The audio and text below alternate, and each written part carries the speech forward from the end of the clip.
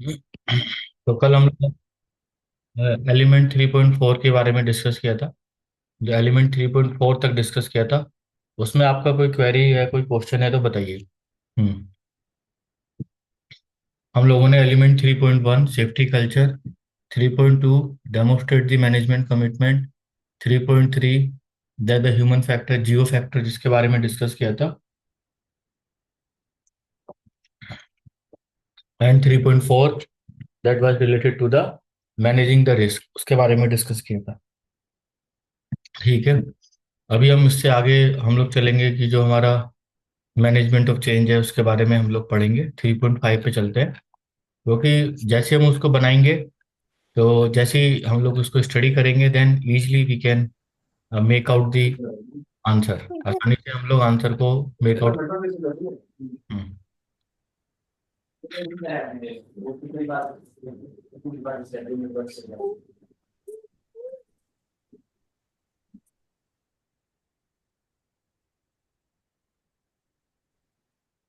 कल भी हम लोग क्लास रखेंगे।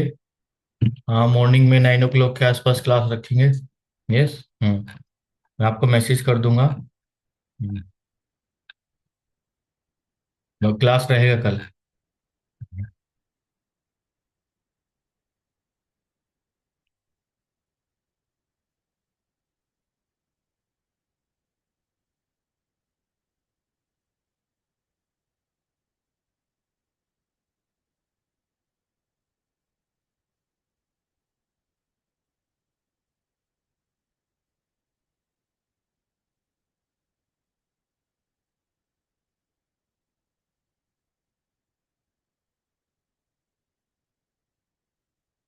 अभी मैं रिकॉर्डिंग को ऑफ करता हूँ, एक सेकेंड।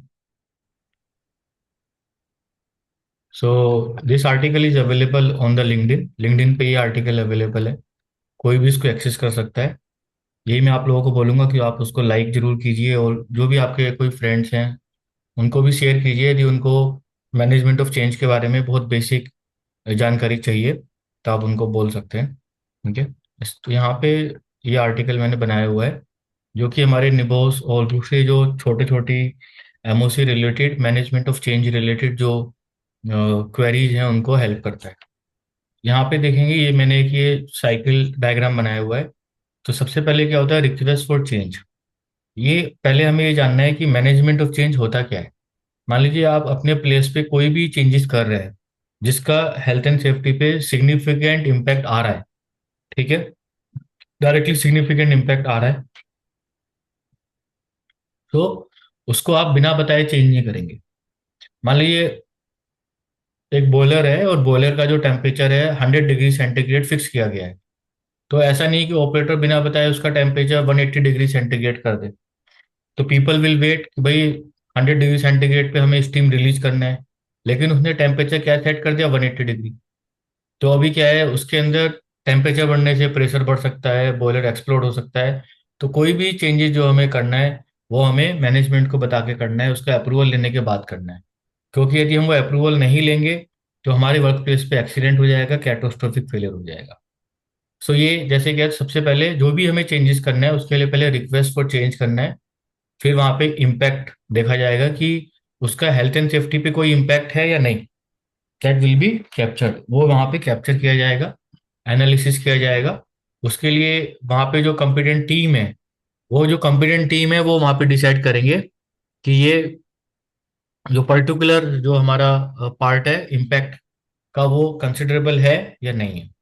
फिर उसके बाद क्या होगा, उसमें अप्रूवल, कि यदि उसको इम्प्लीमेंट करना है तो उसका अप्रूवल मैनेजमेंट देगा या उसको डिनाई कर देगा। यदि उसमें कोई भी किसी भी टाइप का वहाँ पे लगता है कि कोई चेंजेस नहीं है, तो कोई इम्पैक्ट नहीं है हेल्थ एंड सेफ्टी पे, तो उसको डिनाई कर दिया जाएगा।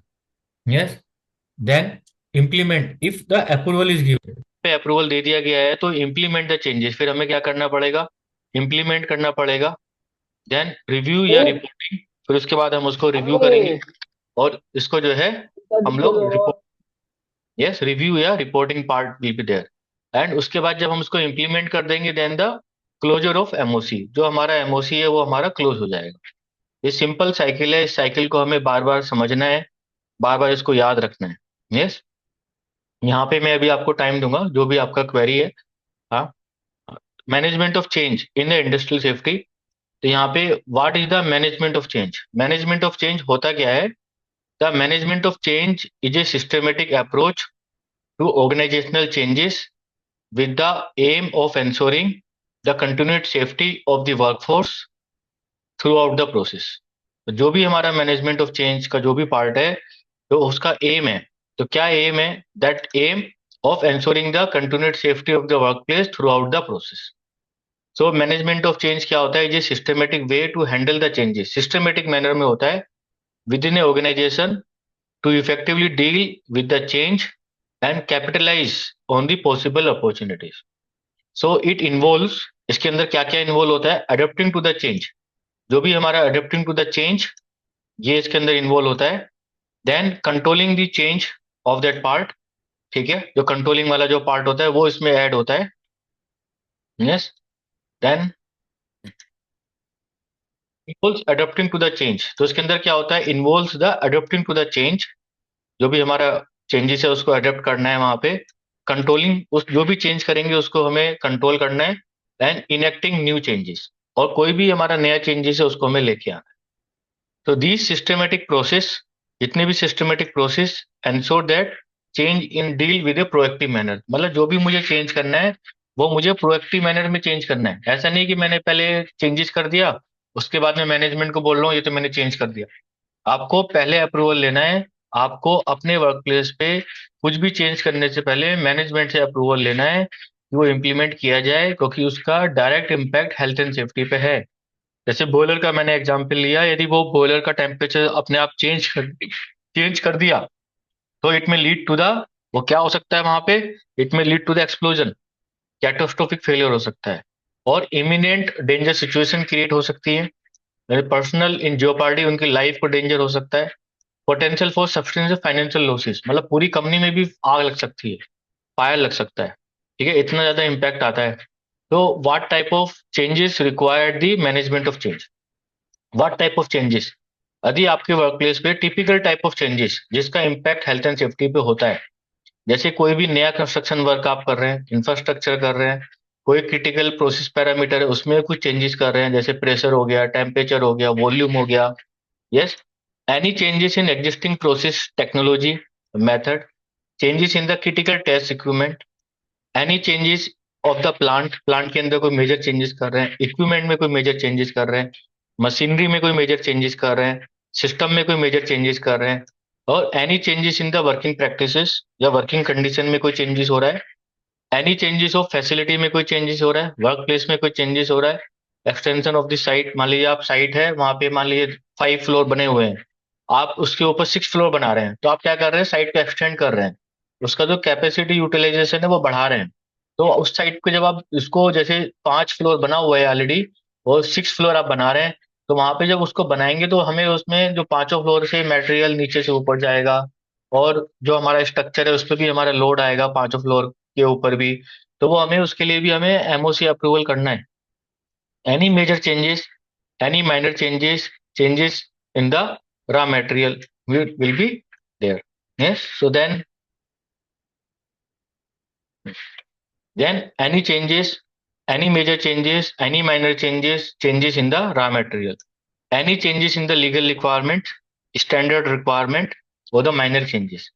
इसके अलावा एनी एसओपी चेंजेस, कोई एसओपी चेंजेस है, या कोई भी हमारा सेफ सिस्टम ऑफ वर्क में कोई चेंजेस हो रहा है, any changes in the testing procedures, temporary changes happening such as transferring equipment to a new location, या any work place location changes, कोई हमारा लोकेशन चेंजेस हो रहा है। Yes. Then any internal changes, कोई इंटरनल चेंजेस हो रहा है, changes in the maintenance procedure, any changes in the site level organisational structure में कोई चेंज हो रहा है, एनी स्टाफ और मैनेजर चेंजेस, कोई मतलब जो की स्टाफ है या की मैनेजर है उसमें कोई चेंजेस हो रहा है। Yes. So then we need to implement the MOC, हमें एमओसी इम्प्लीमेंट करना होता है। Any external changes in the organisation, reducing the staffing level और increasing the more vulnerable workers, या आपका जो है स्टाफ लेवल जो है वो रिड्यूस हो रहा है या बढ़ रहा है, क्योंकि उसके हिसाब से वहाँ पे वेलफेयर फैसिलिटी, इमरजेंसी प्रोविजन। आप मान के चलते हैं कि आपकी साइट पे अभी 20 लोग काम कर रहे हैं, अभी साइट स्टार्ट हुआ है, अभी जो प्रोजेक्ट आपका जब स्पीड अप हो रहा है तो आपका 2 महीने बाद क्या हो गया, साइट पे आपका 100 लोग आ गए, 100 लेबर आ गया। तो अभी क्या है, जो पहले वेलफेयर फैसिलिटी थी या पहले फायर सेफ्टी फैसिलिटी थी या पहले इमरजेंसी फैसिलिटी थी या फर्स्ट एड फैसिलिटी थी, अभी कितनी होनी है वो, अभी अब वो 100 लोगों के हिसाब से होनी है। और तो क्या होगा, तब भी हमें क्या है, वो हमारा जो मैन पावर भी यदि बढ़ता है या घटता है तो उसके हिसाब से भी हमें जो है वहां पे मैनेजमेंट ऑफ चेंज लगाना है।